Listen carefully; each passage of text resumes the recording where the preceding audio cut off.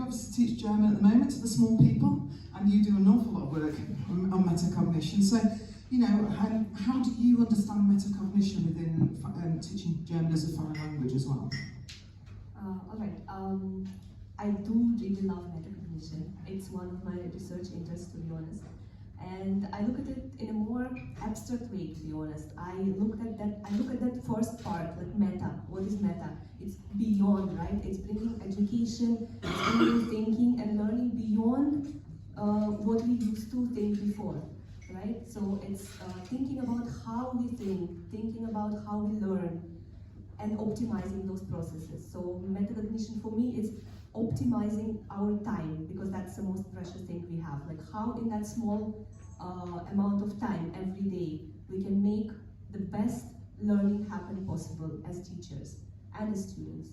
Yeah. And Frank? I mean, your principal head teacher. So student agency is easy, more difficult.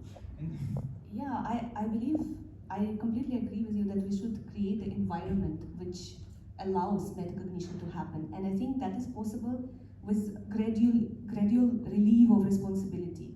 You know, when you begin to act as a teacher, you install those small practices like of activating prior knowledge, or you know, think, pair, share, and you actually ask them to do that. But slowly and steadily, you give that agency to them, to, you know, like with activating prior knowledge, you come to the room and there is no question of you putting, like, you know, what did we do last class? It's them telling you, okay, Miss Maria, we did that and that, like, can we carry on from that? So it's like slowly and gradually you releasing yourself from telling them what to do, and them being in charge of their own learning.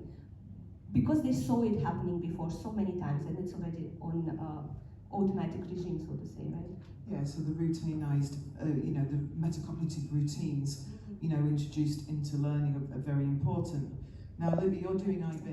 Stephanie. And I think that's why we are talking about metacognition in general, because it's about adaptive teaching, right? It's about every individual student and how they are doing and what support they need. And I think here I would mention, like, building relationships with your students, like knowing each and every student and what their emotional needs are and where they are in their academic progress. And as you said, like, you know, decoding every student, like you said, with your tough class, right? So you said, I don't remember which phrase you used, but it was like not analyzing, but something like deciphering, you know, your class and seeing where are those places where you can provide support to them, like seeing whether it's a student maybe dealing with more emotional challenges with their friends and all. So it's about knowing your students and knowing where to support, like, you know, and again, through those established metacognitive routines, when they are common routines for everyone,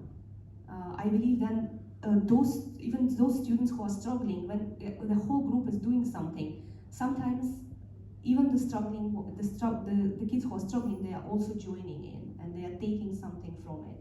And the more those metacognitive routines are in place in a classroom, the more it is helping the struggling students. I believe so, yeah. I agree. Frank? Thought process. You show them how you reached from point A to point B, and they're like, okay, Miss Stephanie did it that way, so I can also try. Yeah. And that's an amazing metacognitive technique. Yeah. And our final question, and I'll go for you, Libby, first. Future of metacognition, Maria. Future of metacognition. As my mentor, Ms. Stephanie Holt, told me once, it's a hot topic. You should catch it. No, but I do believe that this is the future of education.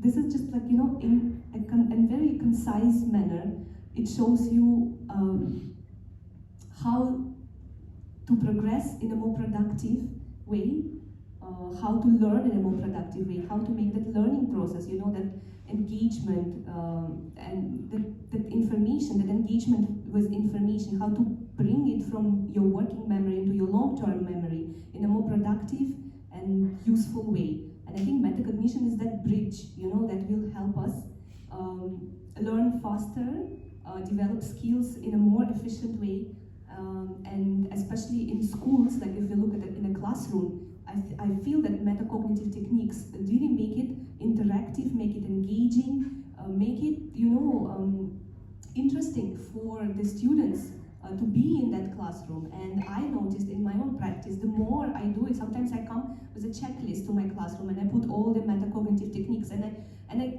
go and tick, put a tick mark of like, what did I do today? And I notice like how time flies, like they are all engaged. I don't have to, go and take one student from the very long washroom break, and I don't have to like, see some other chatting. It's actually when you use those techniques, your classes become, your teaching becomes more engaging, becomes more fun and enjoyable for students and for me as well. So I do believe that it's the way forward, using metacognitive techniques and actually thinking of how do we think, how do we learn, how do we teach.